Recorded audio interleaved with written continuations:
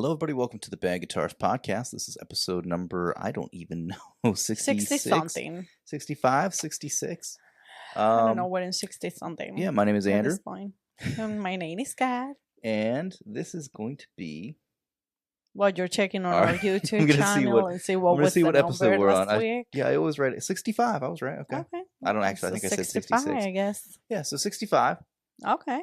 And this is a big one. So for those of Oh. you that may not be familiar, or those who might, catch us every week, Okay. we do a mostly weekly Mostly. gear will show. say. We talk about guitars, pedals, amps, effects, all sorts Yeah. of good stuff, and all the latest news, releases, and yeah, let's jump on in. This is like the I guess the holiday edition. I know. There's 'cause a what lot is- of good stuff out there. Next week, I don't know if we're gonna be able to do one next. We missed last Right. week because we were kind of exhausted. We had a lot going on, so we missed a week while we were out of town a couple weeks back. We missed last week. And then next week, I don't know, is that the weekend of Christmas? Was it Christmas? I don't think so. Or is it the following week? Anyway, it doesn't matter. I think it's the following week after that. So there was a bunch of holiday releases right before, last minute, I don't know, pedal purchases or whatever you want to do. Okay. So you want to jump in with a big one? Well, I guess it's the big one this week. I have an opinion, but go ahead. I know. So JHS Pedals has teamed up with Electro Harmonics, Daniel Danger, Jack White with Third Man Publishing Okay. to put out a special edition Big Muff 2. This is a dual op amp pedal. Comes in Okay. this red enclosure. There were 300 units that you could have pre-ordered. There's Josh Scott and Daniel Danger have been writing a book I know. about Electro Harmonics. It's a visual book about the history of Electro Harmonics. So it's been this years-long project they've been working on, and they did a total of 6,000 of these Big Muffs. They did 300 special yellow third man versions, so you could pre-order the book with the yellow pedal, as well as a signed, I don't know if it was like the inside of the book jacket or something, but it was a signed poster or something that came with autographs from Mike Matthews from Electro Harmonics, the guys who wrote the book, so Daniel Danger, Josh Scott. You had Jack White, Dan Epstein, who's doing the foreword of the book. So I don't know what Okay. I don't remember what the pricing on that bundle was, but there was only 300 of those. So 5,700, yeah, 5,700. Sounded weird saying it that way. 5,700 of these red versions they're like the big box Big Muff. They're calling it the Big Muff 2. And you didn't watch the video, did you? I didn't watch the video. Okay. So essentially, Bob Meyer, who was his signature's on the It's on the signed pedal paper itself, thing, on that pre-order. So it's on the pedal as well. So this was an old circuit he had laying around in his workshop garage. He was Electro Harmonics' original engineer. Okay. He invented the LPB1 boost. He invented the Big Muff, as well as a bunch of other scientific stuff when he worked at like Bell Labs. So they were moseying around his garage looking at old schematics and stuff, and they happened to come across the Big Muff 2.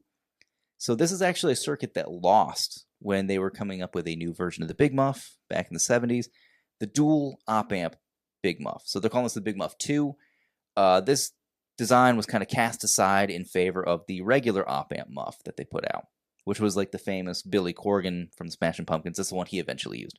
So they've got the special edition one. I'm sure a lot of people who are watching this or listening to the audio, you already know what this is. So out of these 5,700, there are some left. I mean, they're not out of stock on the website yet. They're $249.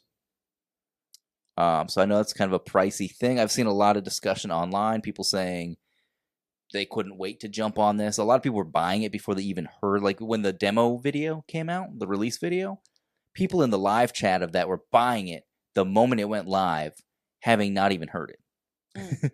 I even saw 60 Cycle Hum commented in the live chat, like, you guys are buying something you haven't heard. Yep.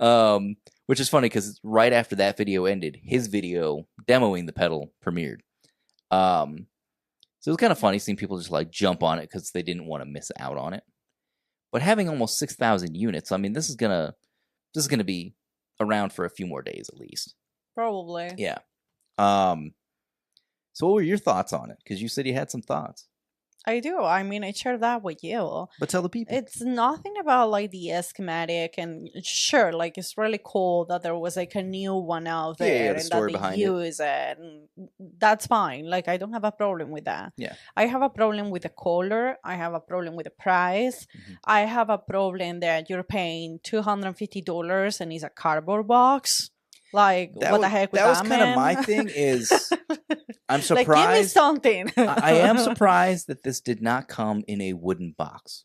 Isn't that the purpose of that was like the classic like the electroharmonic main thing? Well, that was like one era of electroharmonics, because I did used to own a 1976 Memory Man, and that did come in like a crusty old cardboard box.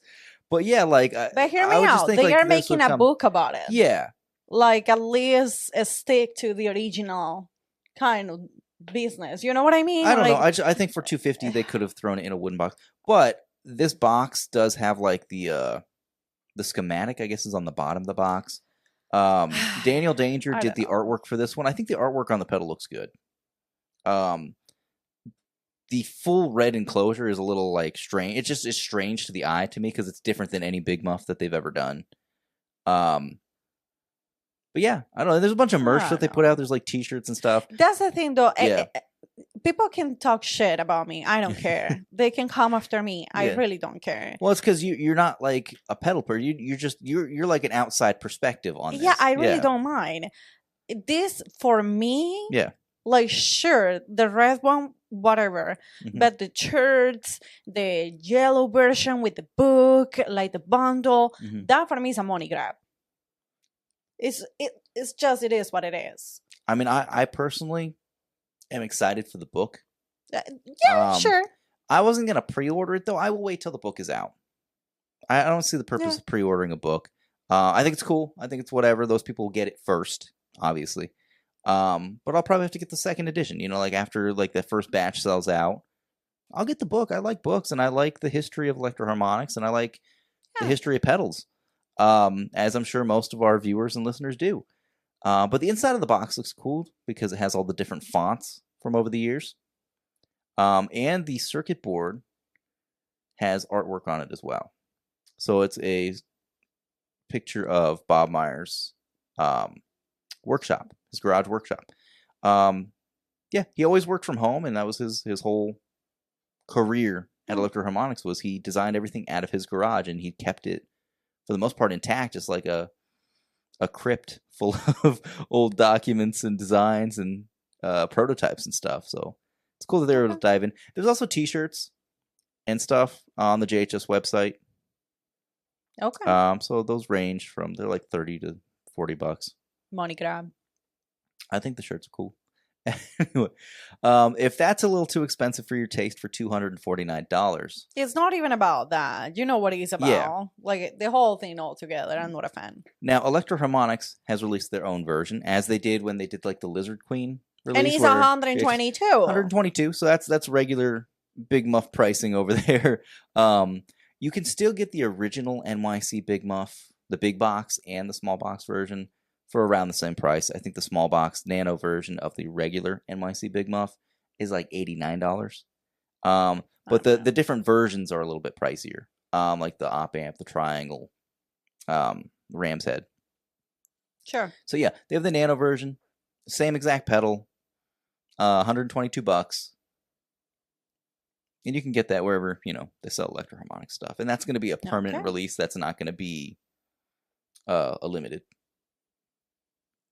What do you want to jump into next? Just go in the order of the tabs. I think this might be the only guitar that I brought up this week because there's a lot of discussion about this one online. Fender has released the Tom Morello signature Arm the Homeless electric guitar in ice blue metallic. This is $1,699.99. So $1,700. Okay. Strat style body. It has like a Kramer style hockey stick headstock. You got a Floyd Rose style tremolo. It looks like EMG pickups or something on there. I don't know the exact stuff that's on there. Anyway, it's a replica of his Arm the Homeless guitar. And the big discussion on here is, one, his original parts caster that he put together himself was a bunch of broken guitar parts that he slammed together. And it was a Kramer. It wasn't a Fender. Gibson owns Kramer. So it's strange to see this headstock used by Fender. And, for it being something that's based on a parts caster, it's $1,700 for a made-in-Mexico Fender. That's essentially a replica of a parts caster. But here's the thing, is people are talking about how this is contradictory to Tom Morello's whole anti-establishment, anti-government, anti-consumerism mentality and lifestyle. But then here he is putting his name on a $1,700 guitar. Why is it called Arm the Homeless? Because that's just what he wrote on the guitar.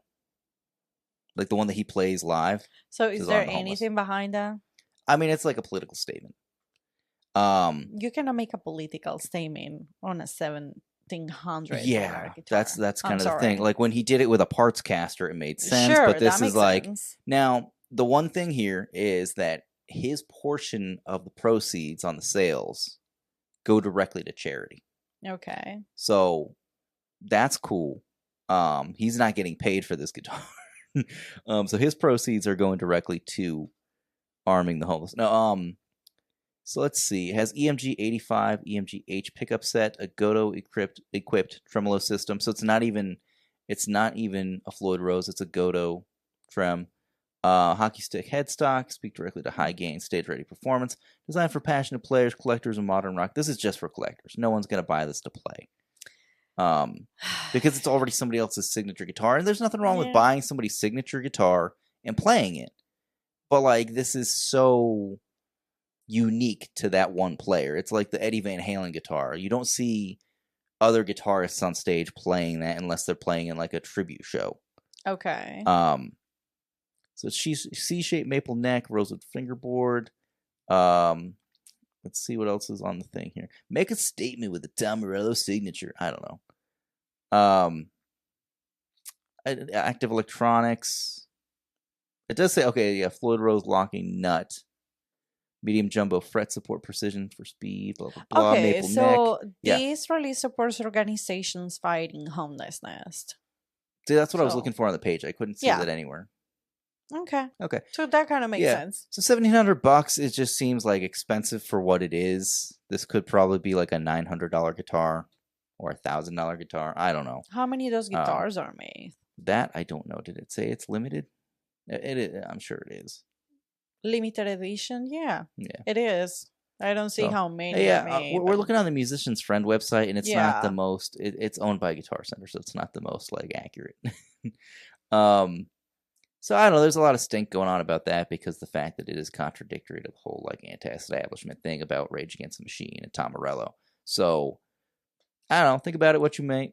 Let us know in the comments what you think about that one. I personally think it's kind of ridiculous, but but I'm a fan of the band Rage Against the Machine and Audio Slave. Never been a fan of Tom Morello's guitar playing. The whole thing with the whammy pedal and the like DJ scratching thing he does on the guitar, it's a gimmick, and he still does it on every single song that he puts out. So I do have an issue with his playing style, but whatever. I think we covered this next one. Possibly. I don't know if they just announced this one or if they announced it months ago and it's just now out. Okay. But we've covered the big version and the small one for sure. So Peloton. I was thinking about Peloton. They've put out the GP50. So I don't know if you remember the GP5 was like a nano-sized pedal with just two knobs. And then there's the GP500, I believe, which is the big version. So the GP50 is a small format, 2-foot switch version. It's got a bunch of little knobbies. So this is just the next step in their multi-effects processor with what they're calling snap tone and IR loader. So it's like a little mini modeler. How much is that? Oh, and it's showing here. It's about the size of an iPhone. Oh, okay. So, pretty small. The price? Oh, it also has a built-in rechargeable battery. So this is good for on the go. Nice. Let's see though. Pricing. On the Valentin website, I'm not seeing the direct price. I should have looked into this beforehand. Let's see. GP50? Yeah. I just want to know how much is that. I think it looks really nice. $119. That's not bad at all. The smaller version is only $80, and it's on sale for $69 in some places right now. That's not bad. Yeah. So that's pretty cool. We're not going to go into detail about every single thing this does because we've covered the big version and the small version. So just imagine it sits somewhere right in between. What else do you have? We got some stuff. Oh my God, you talked to me about this next one. Okay, so Earthquaker Devices teamed up once again with KGR Harmony. That is the Japanese cast iron company that has done special edition cast iron pedals for them, some other pedal companies. You got one. Yeah, I have the Blooms. I have the cast iron Blooms. Yeah. Now, this one was a limited edition, and it sold out very quickly, less than 2 hours. I mean, it's beautiful. Yeah. So this is the Half-Life Fur.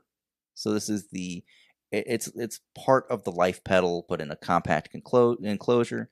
2 foot switches, 6 knobs. They were only made 200, and it seems like they last about an hour and a half. I'm not surprised. So the controls appear to be the same as the V2 edition. We're getting this off of the Guitar Pedal X website because it sold out so fast that I'm not seeing the information. I have a screenshot of the email, but we're just reading off here. So controls are amplitude, which is the octave volume, filter, which is treble cut, distortion, which is gain, magnitude, volume, clip, op amp, asymmetrical, symmetrical, and octave with blend and depth of octave. These were $350 available on the band Sono on their website. Now the thing about this is the method for creating like the design with the rings and stuff. That's really cool. It's like if I remember correctly from the email, it's a 300-year-old method that factory has used that is particularly used for like teapots and tea kettles and stuff for the bottoms. So really cool.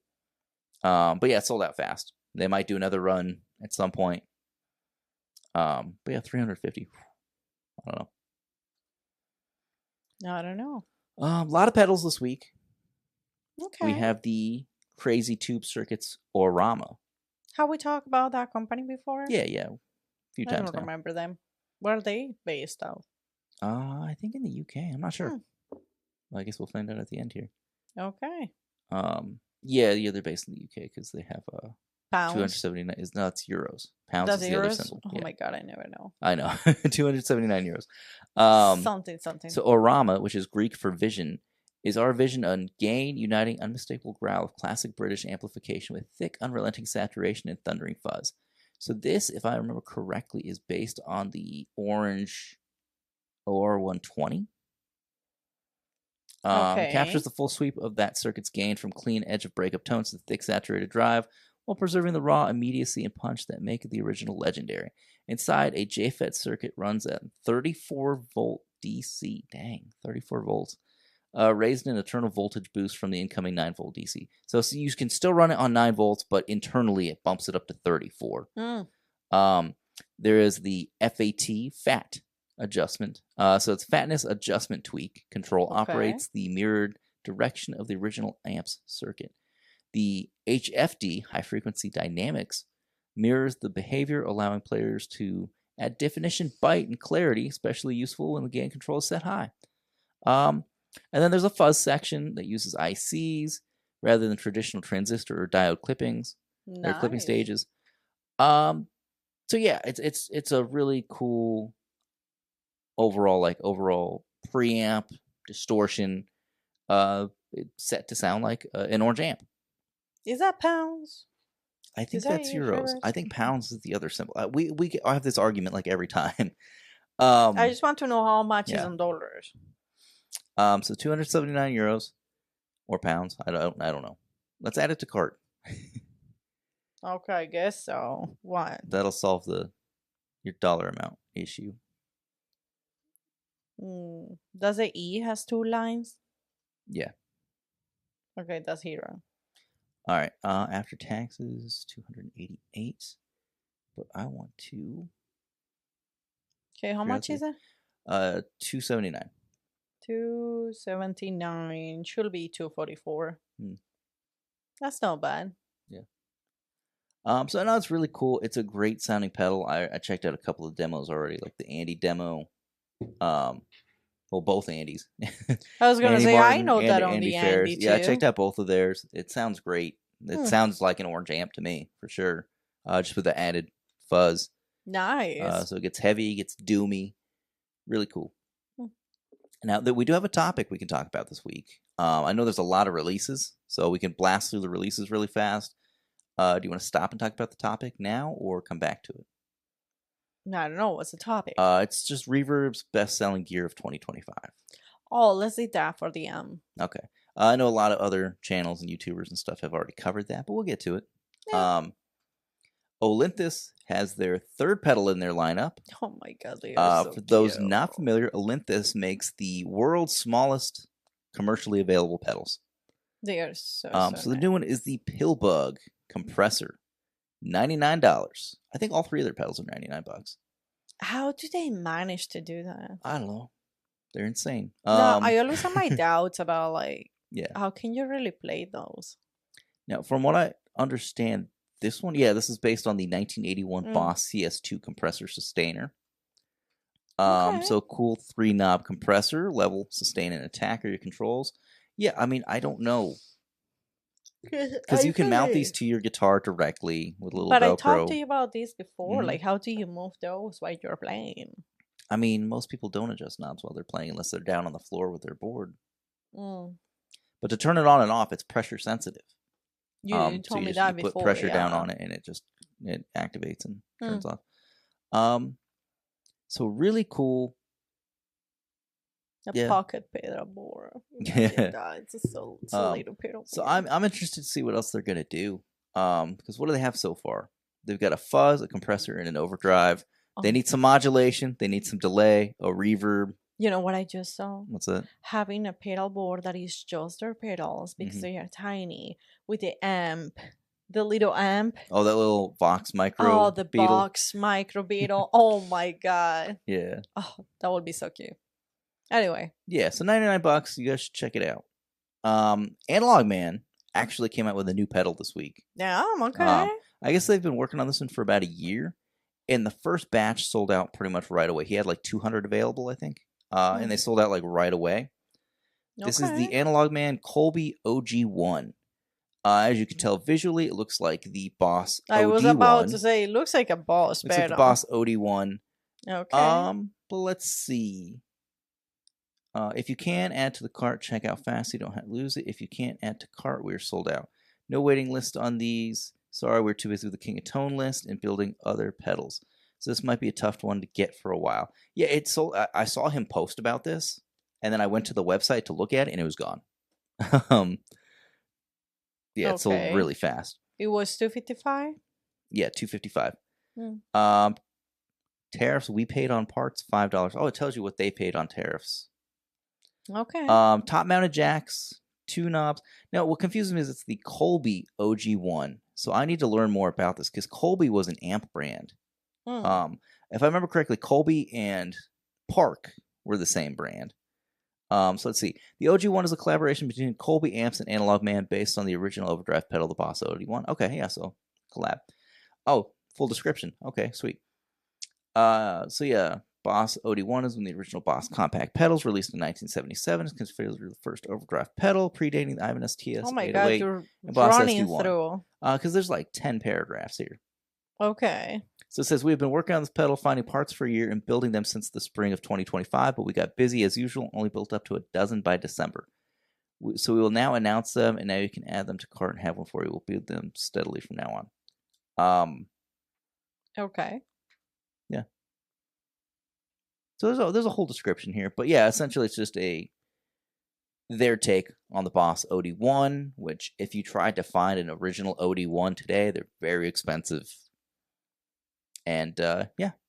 Even when he's a Boss pedal? Yeah, because they're old Boss pedals. Rare Boss pedals are expensive. Okay. Especially that like early 2-knob series, like the 1 series. They have the OD1. I think there's a PH1 or something. The original 3 pedals, very expensive. But I really like the look of the Analog Man one. It's really cool. Yeah, I know. And it's smaller than a Boss pedal. So, Diamond, they announced a limited edition vibrato. So as people probably know, or if you don't know, Diamond was revamped by Solid Gold Effects a couple years ago after they'd shut down during the pandemic. Solid Gold brought them back. Now they're in more compact enclosures. The Diamond Vibrato, they brought that one back. That was one of the first ones they brought back. But this is a limited edition one with Panasonic MN3007 chips. So that means designed with 100% audio analog path, updated features, in a compact footprint. Why Panasonic? That's just a vintage chip. Let's see. There's nothing saying anything specific about. I was going to say, chip. why is it a special edition? It's also a different color. It's a different color. Oh. But yeah, it has that chip. So let's see. At the heart of this pedal lies the revered MN3007 Bucket Brigade delay chip, renowned for its ability to create the rich, organic, and warbling vibrato and chorus tones, which make the sounds of the 70s and 80s guitar icons. The MN3007 infuses signature character to your guitar signal, delivering a natural liquid-like pitch modulation with rounded vintage texture and mojo. This is missing from modern digital counterparts. Cool. Okay. $279. I think you do have to pay tariffs if you buy this, because they're based out of Canada. It's sold out. Is it sold out? Oh, it's already Yeah, sold out. is. Okay, and I think they only made like 60 of these or something. Oh. Yeah. Well, anyway, it's good for you to know if you're listening. Yeah. So if you want to find one on the used market, I'm sure they're going to be a little bit more expensive. Okay. All right. Let me look at this next one real quick. Okay. All right. Game Changer Audio is back again with the Recoder. Okay. Spectral Morphing Workstation. I like the way this website looks. Oh, that's cool. What is it? What's a recoder? And there's two options on the website. You can read this in English or in math. So it's a sample-based effects generator. The recoder is a new kind of musical tool that lets you turn any recorded phrase into a living, breathing, unique audio effect. So essentially, you record any sound, a riff, melody, beat, a hiss, a glitch, and use the recoder to imbue your dry signal with various properties of the captured spectral donor. So you're essentially layering samples over your guitar sound, if you're playing guitar, whatever instrument you're using. You can record from the main input and use a separate record input or from the built-in microphone. So there's a microphone built in. I didn't realize that. You can think of it as a cross-pollinator, an audio prism, a ghostly vocoder, a formant shifter, granular echo creator, or a sound imprint machine. They defined it as a spectral morphing workstation, but honestly, even if we don't fully know what the recoder is yet, because it's specifically designed to produce a unique audio effect for every individual player's hands. Okay. So let's see. How much are these? Oh, that's not bad. Limited time and limited quantity pre-order. $250. Now until the end of the 25th of December. So the price will probably go up then. U.S. taxes will be added though. Each unit will be numbered and signed. Starts shipping in February. Ooh. Yeah, U.S. taxes will be added. EU VAT will be added. Okay. Let's see. You might face customs. It looks really cool too. It does. It does. I just wonder how much will be plus the, the taxes, customs, like all of that. Yeah. I think it's really cool that it creates the effect based on whatever sample you record into it, though. And you layer that, you cut it up, you chop it up, you morph it. Yeah, that's definitely really nice. Yeah. I don't think I would know what to do with something like this, but I think it's a really cool concept. And they're calling this the Math series, so that's kind of cool. The last release they did was that one that had the motor built into it, like the foot pedal, like a gas pedal for a car. You remember that one we covered a couple months ago? I remember that one. Yeah, that one was crazy. In fact, I think it was called the motor pedal. Was it? Yeah. I don't remember that one. All right, let's jump on over to Strymon, back at it, with they're a digital company. They do a bunch of digital stuff. This is actually, I believe, an analog overdrive pedal. Fairfax? So this is the Fairfax Class A output stage drive pedal. $199. It's in that smaller size enclosure they've been doing lately for the last year or two. And you have just a limited set of controls here. You have drive, level, sag, and a bright on and off switch. If I remember correctly, this is based off of an old amp called the Fairfax. This all analog powerhouse, loosely inspired by a valve power device from the 60s, is effectively a full-scale amplifier in miniature form, only with JFETs in place of the tube stages, and a custom circuit that emulates the expressive sound for the feel of an output transformer. Let's see. They claim that it has sweet cello-like sustain, engineered to play nice with all sorts of amps and modelers. Even features a bright switch to tame excessive top end. To seal the deal, Strymon decked out the Fairfax with a touch-responsible sag circuit that takes your tone from firm and tight to raging gated fuzz-like chaos. Apparently, this is like the type of the amp that this is based on is the one that like Bachman Turner Overdrive used. That Randy Bachman actually also used in the band, the Guess Who. So like the song "American Woman," not the Lenny Kravitz version. They're probably thinking about that, but I'm not even the Guess Who's version of "American Woman." Okay. Have you ever heard the original? I don't. And there's like the guitar solo and stuff. I don't think really I haven't fuzzy heard guitar even the other one that you're mentioning. I don't want to get the video taken down by copyright strikes. Anyway, the solo on "American Woman." Okay. The amp that this is based off of is what he used for that solo. Top mounted jacks, as always, with Strymon. I think this is really cool. So just the basic rundown. Full scale amp replicated with 100% analog circuitry inspired by a 2-power device from the 1960s. Versatile design and massive gain range covers everything from clean boost to harmonic rich saturation to all out angular madness. Got JFETs instead of tubes. And we already went over what the controls are. The input voltage is converted to 40 volts internally from the 9-volt power supply to better replicate the nature of a full-sized amp. Yeah. Kind of just like the that orange one that we were just talking about a little bit, the crazy tube circuit. So it seems like they kind of power these the same way, but they're voiced after different style amps. It also says there's an internal jumper that sets the pedal's power-up state, allowing you to choose whether the pedals automatically engage when powered up. So a lot of pedals are doing that these days too. There's some controversy coming out this week. What is it about? Behringer decided to release a pedal that is based on the Love Tone meatball envelope filter. Okay. And they pretty much made it look exactly like the original. Really? They gave it the original name, and it's $119. Now, they put this out the other day. Okay. And the demo sounds good. It sounds like a great sounding envelope filter, and it's based on the original. I'm sure circuit-wise, it's very similar as well. But doesn't Behringer test that like all the time? Yeah, but remember, the last time they directly covered or they got cloned in trouble. the name and the likeness of a pedal exactly like the original, there was the lawsuit with I remember. So, Behringer drops this. A couple hours later, Thorpe Effects posts this. Sometimes you have to keep your powder dry, and other times you have to go all in. Today is one of those days. An announcement we were going to make in the new year is now being made today for obvious reasons. Love Tone is coming back. Everything you love about the brand is still present, but now with enhancements and improvements when necessary. Crucially, though, they're going to be smaller and yet pack more into every pedal than should be possible. Finally, though, Love Tone by Thorpe is a collaboration between passionate and awesome people who deserve to be compensated for the work they have created. Clones are great, but the artists deserve to be paid. Of course. Please ask me questions.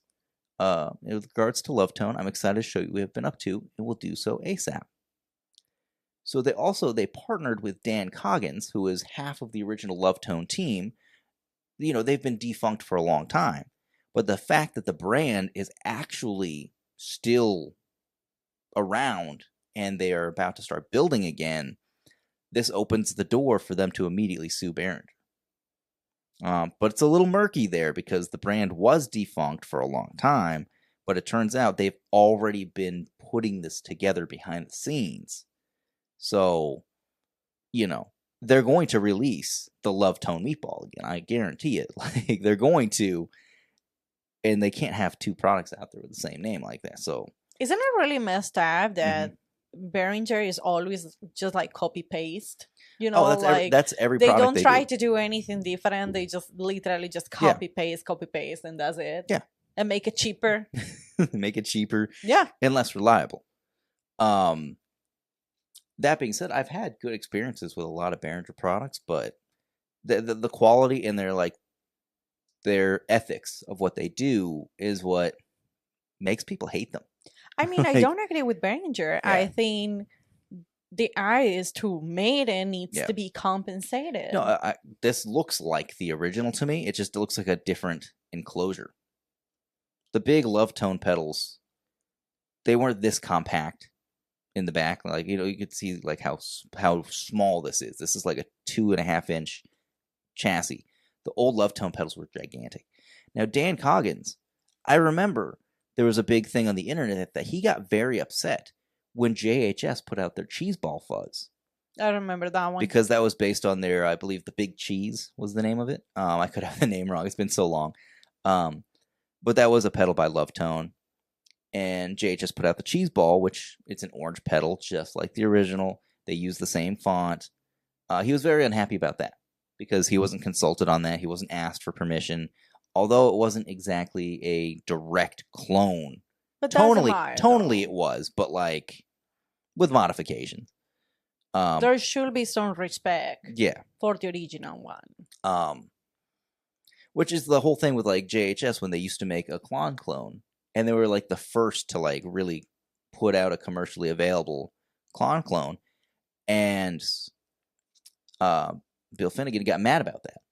And he yelled at Josh, and Josh really wanted to buy the brand from him, or at least build for him. He could keep the brand, but let Josh build the pedals. And he refused. And he didn't want to like let him, take the reins on that. And this was years ago. I'm thinking if it had been done differently, if he had known JHS was going to get as big as it did, he probably would have accepted the offer. I don't know. So Josh promised him he was never going to make a clone again. Which is why now that they sell the not a clone, the joke on that is kind of like, well, we don't build it. We sell it to the people that build it. But that to me the is consumer just like so builds disrespectful. But but the thing is, at the time that happened, when he promised him he wouldn't do that, there weren't 1,000 clones out there. So he did it out of respect to stop building it back then, but it's like now everybody's doing it. Every company has to have that style pedal. You got to have something in that category to compete with the others. I don't know. For me, like Behringer is just a Sheen, Temu version pretty much of the pedal war. That's just what it is. Well, no. Demon Effects is the Temu, Sheen, AliExpress, where they do directly copy the likeness and the names of pedals and sell them as if they're their own designs or try to pass them off like they're the real thing. And it confuses consumers. They think they're buying the real thing for like $20. So I would say Demon Effects is even worse than Behringer. I will put them close together. Yeah. Okay, what else do you have? Because at least Behringer does have some products that are original. But this is one from last week. Again, we were not around last week, but I think this was the big one from last week that stood out to me. Okay. Electro Harmonics put out an amp last week, sorry. The Abrams 100 guitar head. So it's a 100-watt amp head weighing only 2.5 pounds. Your controls are gain, bass, mid, treble, and reverb with a bright switch and then a master volume. Now, what I think is really cool about this is you rarely see these compact heads, these solid-state compact heads with built-in reverb. And it's a simulated spring reverb. I'm assuming it's just the spring reverb algorithm from the Holy Grail pedal. Okay.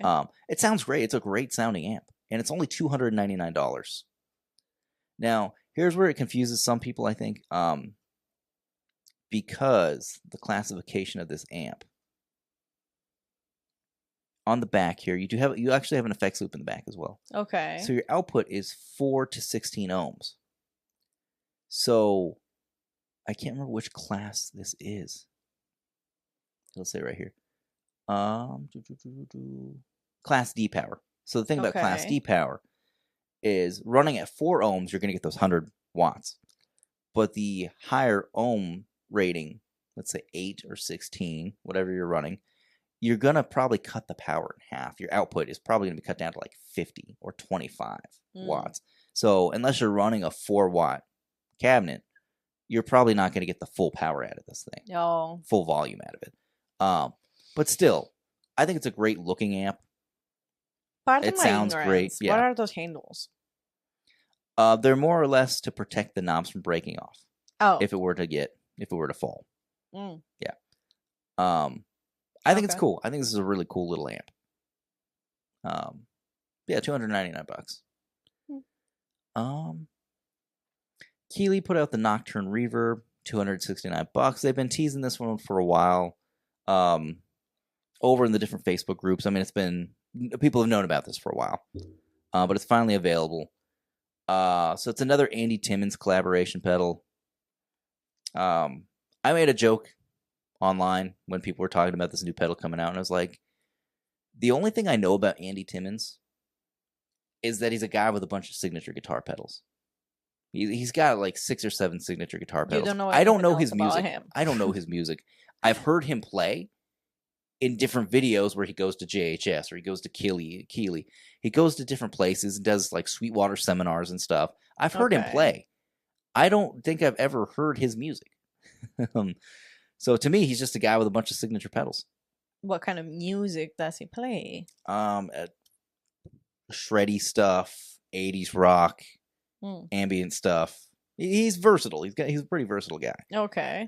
He's a really good guitarist. It's just I don't know where he came from or how he got big. I had no idea who these guys. Yeah. Anyway, stereo inputs, stereo outputs. You have a remote switch. You have expression and MIDI controls. It's one of these dual function knob pedals that they've been doing. Okay. So your controls are tone and then high pass filter is the secondary feature. Reverb, level, modulation, decay with a pre-delay, and then you have your different modes: nocturne mode, spring, plate, and something that says status. I wonder if status is just, I don't know what that one is. And then there's a reverb mode, hold for alternative. So that's the cycle between the 4. Okay. So there's a bunch of demos out on this one. I don't want to go too in depth on it because we do have some other stuff to talk about today. Okay. And then we talked about this when they teased it because Ryan from 60 Cycle Hum was able to leak it. They let him leak it months ago. The DoD Batter Monkey Overdrive. $150. Now, the Bad Monkey was a big deal when Josh Scott talked about it, and then used sales blew up. People were buying it for like $600-$700. I remember that. I was talking about it. And now used ones are back down to like $50-$60. But the hype was insane, and that was the first time that ever happened where Josh Scott talked about a pedal and sales blew up out of nowhere. And it's happened several times since. But this was like the big one that like it was a big internet meme for a long time. So your controls are Bananas, Curiosity, Mood, and Barrel. So this is like actually shaped like a wood barrel. And then there's a switch for phase. So you could do troop plus or minus. So it's a modern version of the Bad Monkey. It's not just a recreation of the original. They've modified it a lot. And I don't know. It's weird because the original was a Digitech pedal. This one is a DoD pedal. Same company, but different size enclosure. I'm not a fan of the artwork. Really? I'll just say that. I don't care much for the artwork. I think I liked the look of the original one better. And then the barrel knob thing is a little gimmicky, but I get it. So I don't know. $150. I don't know if this one's going to sell like the original. I'm sure the hype is already there. This is the internet created the hype for this pedal to exist. So hopefully it works out for them because they put the effort into developing this. But essentially, you have 3 overdrive circuits in this thing. The original Bad Monkey, along with all new behaved and badder options. And I think you can blend between all 3 of them. Like, this knob spins all the way around. Like it. Like the whole design and the Yeah. lanes. I kind of like it. I don't know. It's growing on me the more I look at it. No, look at the mood. Yeah. You see the mood if you look at it? Yeah. What are He's the bending moods the bar. that he has? Yeah. No, I'm Grunt and is it scratch? Is that what that says? I think Screech. Grunt and screech. Grunt, screech. Yeah, behaved, bad, and badder. Yeah. It's funny. I think it's a funny pedal. Think it's really funny. But what I really like is I love the enclosures for the DoD pedals. I don't know if you remember, I used to have the meat box. I remember that. Red, yeah. So I think it's cheap. Yeah. It's funny. Yeah. I don't know. It'd be worth checking out at some point. Yeah. That's all of our releases. Damn. Well, there's a ton more, but those are the ones I picked out for today. But I guess we're gonna talk about the best-selling music gear now. Yeah. So let's look at the. Okay. We're not going to jump into all of them because there's so many different lists. But the 2025 top best-selling pedals, the top 10. Okay. I don't know if these are in any particular order from I guess so. Are they? Yeah, I think number 1 is the Electro-Harmonix / JHS Nano Lizard Queen Octave. They blew these out this year, discontinued them. Oh, really? So they were selling them brand new. I think stores probably still have them. They were selling them brand new for $50 for the past several months. Damn. And obviously, people were saying, "Oh, it's not selling very well," or whatever. There's a lot of speculation. I think it's because they were making room to bring in the new collab pedal. So it makes total sense. That would make sense. So that one was number 1. These are just best-selling pedals. There's separate lists for new and used. But this is overall top 10 best-selling. Yeah, what was the best? Number 2 is the Polytune Mini from TC Electronic. Okay. Number 3 is a classic, the Boss GE7 EQ.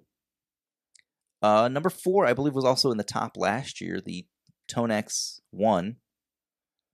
The next one after that is no surprise, the Keeley Compressor Plus. The Hologram Electronics Chroma Console. Surprised that one was such a big seller. I mean, it's a popular pedal, but I'm surprised that many people took a risk on buying this one. The Digitech Drop. The Blues Driver is continuously, year after year, in the top 10. There's always like a boss, something on the 10, like the 10 best-selling pedals always. And then the Crybaby Standard from Dunlop has always been one of the, every beginner gets a wah pedal. You get usually a Boss DS1, a Crybaby. That's just a Metal Zone. That's they are just usually cheap and easy to get. I used to own a Dunlop CG, or what is this? They have the GCB95 Crybaby. It was given to me. It was given to me by a friend of my neighbor when I was in high school. Okay. And he was like, I tried to learn to play guitar. I don't know, you could just have it. And I was like, and to me, I was like, as somebody that was just getting into guitar and, I'd been playing guitar for several years, but I was just getting into pedals at that point. To me, I was like, oh my God, they're so expensive. Pedals are so expensive. This has always been a cheap pedal. I think brand new, it's $80 nowadays. When I was in high school, it was probably $60. And then number 10, the Line 6 HX Stomp, which I am one of those numbers this year. I contributed to that being in the top 10. Let's see. So it says the list above shows why is this one not showing? Is there a way to swap through this? It's not showing all the lists. Yeah, because it says I have a list of 20. Let's see. Top best-selling amps and modelers: the Quad Cortex, Line 6 Helix Floor, the Positive Grid Spark 40-watt 2x4 modeling guitar combo, the Line 6 Catalyst 100, the Helix LT. Okay. The Orange Micro Dark 20, the Fender Rumble 40 V3. So I think that might be the only bass amp that made it onto the list. And then a couple of those micro amps, like the Fender Micro Mustang, and then the Micro Plus, which replaced that one. And then the Fender Mustang LT25. Okay, here's their complete lists. So we already looked at the best pedals overall. Okay. Here we go. Best-selling used pedals. Number 1 was the Line 6 HX Stomp. I'm not surprised. Number 2 was the Carbon Copy from MXR. Number 3, Boss BD2. Number 4, Strymon Iridium. That one's still selling really well. I'm surprised because there's so many other amp and cap simulators out these days that have outperformed the Iridium. But obviously not on Reverb. The Boss DS1 Distortion. That's always going to be a top-selling used pedal. Keeley Compressor Plus. Boss TU3 Chromatic Tuner. The Strymon Big Sky. I'm surprised that made it to the top 10. The Crybaby that we just talked about. Yep. And the Strymon Timeline Delay. Do you want to go top 20 overall or just want to do 10? I will go top 10. Okay. So best-selling new pedals. Okay. The MXR, wow. Number 1 was the MXR Rockman X100. I'm really surprised by that one. That was like a really gimmicky pedal. The MXR Bass Synth. I'm surprised that one's number 2 because that's been on back order like everywhere since it came out. Okay. The JHS Not a Dumble. I'm surprised that sold so much new. That doesn't make sense to me. I'm confused by these lists because the Not a Dumble, how did that sell new on Reverb? Because that was only for sale, as far as I'm aware, directly on the JHS website. Well, we don't know. The Daredevil Chicago Rat, Chase Bliss Brothers AM. That was a big pedal this year, Brothers AM, because that was their take on the collab with Mike Piera for the King of Tone. The Way Huge Deep State Joe Bonamassa pedal. The Tone King Imperial Preamp. That one was really cool. Number 8 is the JHS 424 Gain Stage. I don't know. And number 9, like here's where I'm confused. Like number 9 is the JHS Third Man Hardware Troika. And I'm assuming that's like the yellow version that was exclusive to Reverb only. So like there was only a limited number of those. So how did this... But those were the best selling. So these pedal sales, being best selling, must not have sold a whole lot individually. The Walrus Audio Chi Etherealizer was number 10. And then the best selling brands for pedals. Boss is always number 1. Obviously. EHX number 2. MXR number 3. TC Electronic 4. JHS 5. Strymon was 6. Earthquaker 7. Walrus is 8. Keeley's 9. And Digitech still charting at 10. Best selling electric guitars. It's like the same usual suspects every year. Fender American Professional 2 Strat. No surprise. It's always going to be a PRS, a Fender, and a Gibson. The PRS SE Silver Sky is no longer number 1. Last couple years, it's been number 1, I believe. So that's number 2. Number 3 is the Gibson Les Paul Standard 60s. 4 is Fender Player Strat. 5, Gibson Les Paul Standard 50s. You get the Fender American Professional 2 Telly. The PRS John Mayer Signature Silver Sky. Fender Player 2 Telly. Fender Player Telly. Fender Player 2 Strat. So it's all like the same stuff. I don't think we need to go any further on those. We already looked at that. Those are things that we already know. Yeah, I mean, we could touch on synths and drum machines, but, this is a guitar show. Yeah. So I think on that note, we might as well just call it a night then. Do you have anything else you want to add on? No, I mean, I'm not surprised about Boss. Yeah. I just think it's the first thing that kids buy. It's reliable. Just because it's cheap. And that's what a lot of professionals stick with Boss, too, because when when you're on the road and you need reliable equipment and something breaks, every guitar store is going to have Boss pedals, and you know what to expect. And they're built like tanks, and they last forever. Yeah. I'm just not surprised about that. But anyway. Yeah, so we'll catch back up next week if there's any other big holiday last-minute releases. I think it's probably going to be slow going into the last part of the year here, though. So couple weeks. If not, you would hear about it. So yeah, I guess we'll catch you next time. Please like and subscribe. Yeah. Help us get to 1,000 subscribers on here. Be really cool. That would be really nice. All right, everybody. Have a good night. Bye. Bye.